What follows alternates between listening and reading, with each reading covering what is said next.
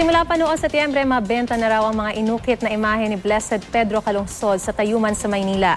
Para kasi sa mga deboto, nagpapaalala kasi ito ng mga kabutihan ng Beato. Ang mainit na balita hatid ni Victoria Tulad.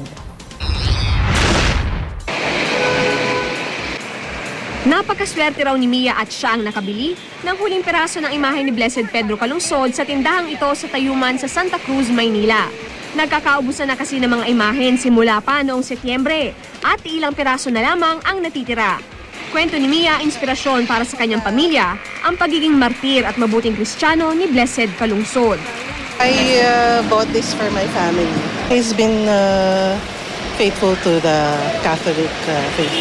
Today, I wish that all the youth will have that special faith in their hearts.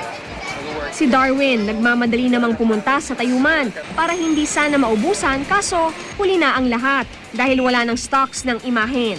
Yung imahen po namin ay na balak namin bilhin ay para sa parish. Yung challenge niya noon, do iba yung context natin ngayon is still the same. How to reach out to our faith, to other people.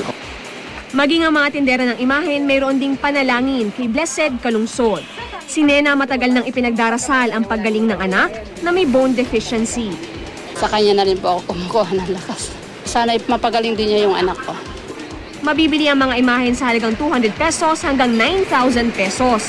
Inaasahan sa susunod na linggo ay madadagdagan na ang mga itinitindang imahen sa Tayuman. Meron din naman mga keychain at larawan ni Beato Pedro. Sa laki ng naiambag ni Blessed Calungsod sa Katolisismo, maraming kabataan ang nais tumulad sa kanya.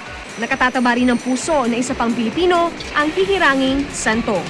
Si Pedro Calungsod, 17 years old lang po siya. Tsaka parang siya po yung naging role model ng mga kabataan ngayon na maging martyr sila at saka maging parang mas faithful sila sa kanilang mga religions. Victoria Tulad, GMA News.